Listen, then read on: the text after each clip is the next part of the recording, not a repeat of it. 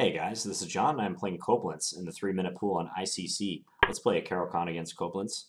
This is an IM from Spain, and he plays the 2 knights variation of the Caro-Kann. And black is supposed to take and then play e6, setting up a bunch of pawns on light squares against this line. Against d4, I think I'm supposed to take. And then if he takes with the knight, it's interesting because I can take on d4 with the queen. He takes with his queen. I'll play knight f6, just gaining a tempo. So I have a solid position, but he possesses the bishop pair. Hard to say who that favors. I'm going to play bishop e7. d6 seems more active, but in a middle game, I think my bishop would be in range of his knight. Let's maybe go rook c8 now. I'd say safe to say that white has a small advantage in this position. Nothing special. It's a little annoying to play against. I can prepare c5 if I want. He'll maybe have to expend a tempo or something, dealing with the b-pawn. Now let's play c5. If he takes, I'll take my bishop. I have pressure against f2.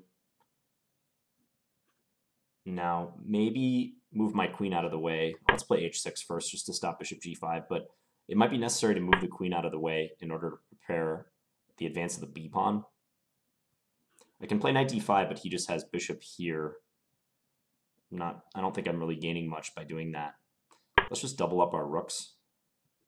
I don't see a lot of productive things to be done. If he plays rook d1, at least I can trade rooks and take on b2. So he plays that instead. Well, now I get my queen into b3. This is useful. I had to destroy my queen-bishop battery temporarily, but the pressure on b2 should slow him down. Let's go bishop e7.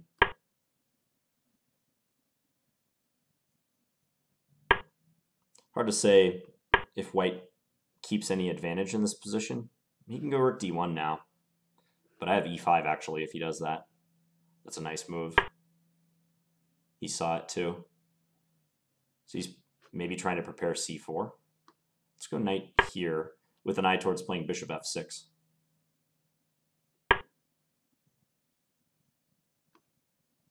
Yeah, I think this is useful. He's bringing his bishop out to c2. I can't take on b2 because of bishop h7. That would be a huge blunder. So we'll go queen d5. He's doing a good job of keeping the bishop pair. I think rook d1 is coming. Let's say no to a rook trade for now. Probably g6. No, let's run with our king. I'll come towards the center, king e7. He can go queen h7 and force me out, but I don't think I would mind that, actually. I mean, g7 is protected by my bishop. I'll stick my king on e7, hopefully go knight c4. So it may be hard for him to connect. Sorry if the volume seems weird on this video. I somehow have a lot less mic power than usual in my past few videos. And I didn't change any settings or do anything, so it's a mystery to me why this is happening. So king e8, and now he's withdrawing a lot of his pieces. Maybe b5. I'm not sure I want to play b5, though. Let's do it, though. I think this is okay. Let's go knight c4. His bishop can pop out to e4 now. But as long as I'm wary of bishop c6 stuff, I think it's fine. Both getting semi-low on time. Let's bring this here. Check. Let's give it a check. Now Check. he offers to trade. I'll take that trade. I'm okay with doing that. Check. Bring this out. I'm going to avoid a rook trade, actually. Maybe I can go a5, a4. Bring the king back. It's hard for him because of the b2 pawn. There's not a whole lot he can do in the way of shaking my knight. He can take on c4, but that's about it.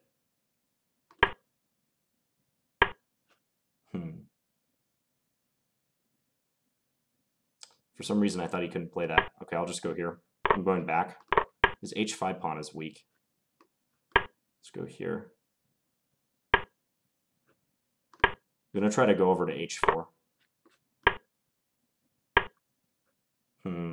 Time warning. Good move. Good move by him. I think this is my only shot to try to control the h-pawn's advance.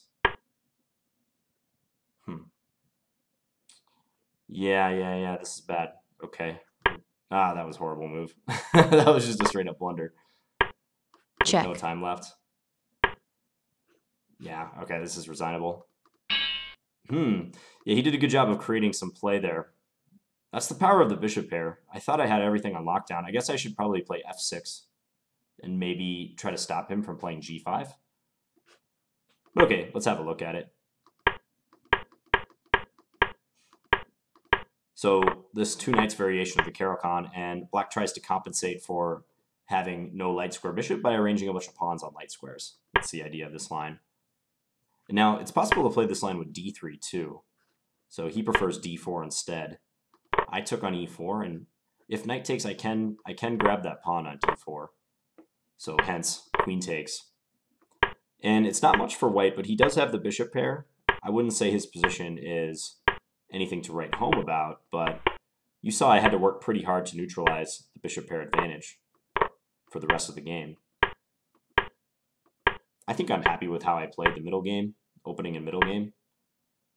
It's always a big question whether to go for c5 or whether to continue maneuvering behind your wall of pawns, because right around here is a point where black kind of runs out of a good plan, or not a good plan, but useful moves to make.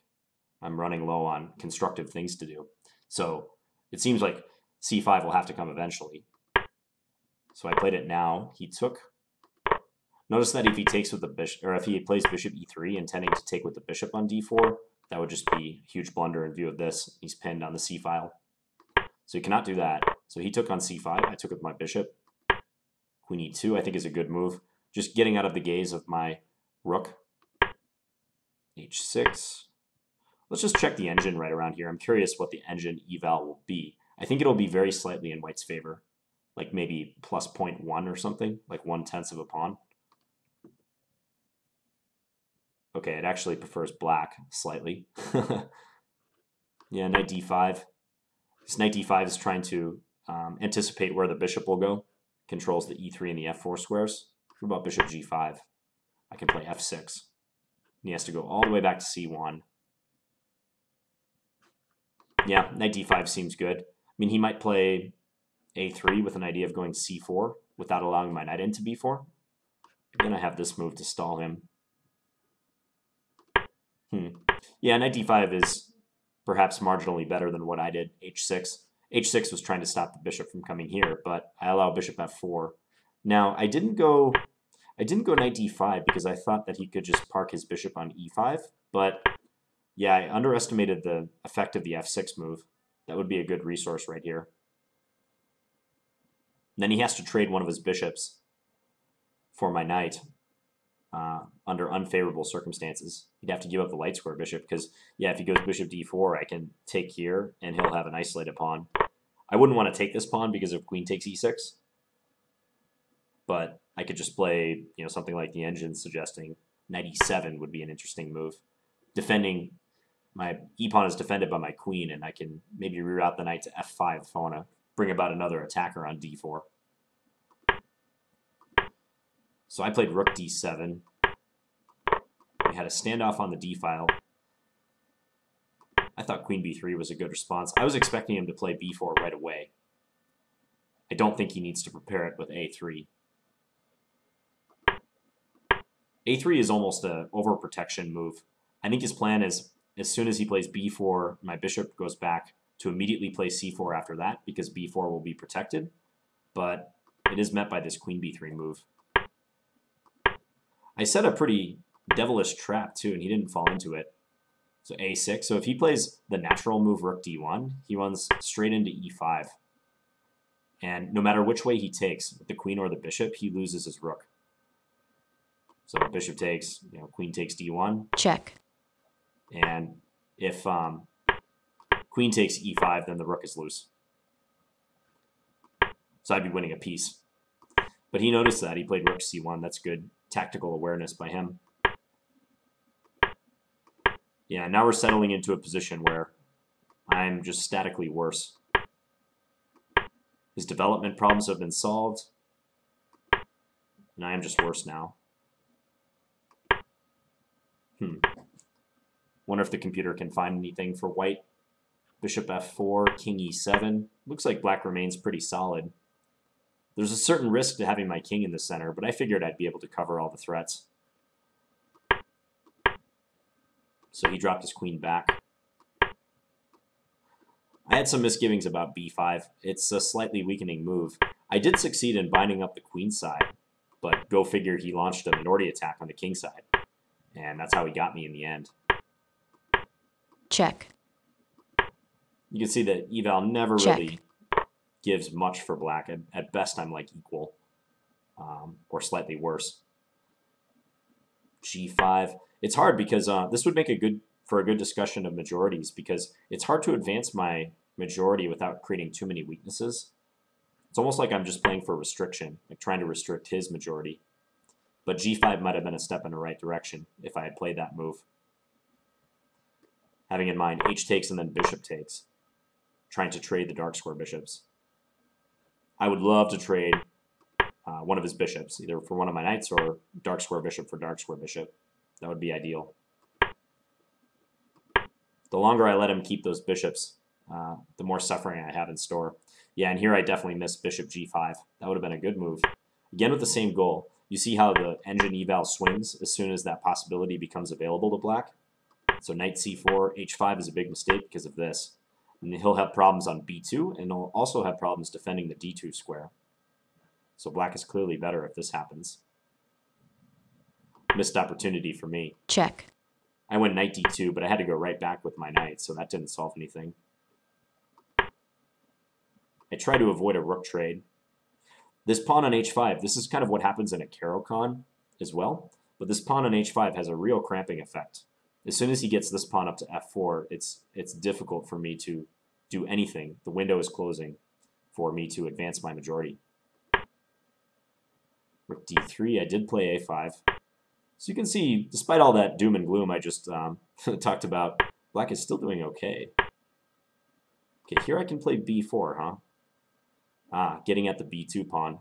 So if a takes b, a takes b, if he takes here, I can take on b2, and he has to be careful, because I'm attacking his rook and I'm also attacking the bishop.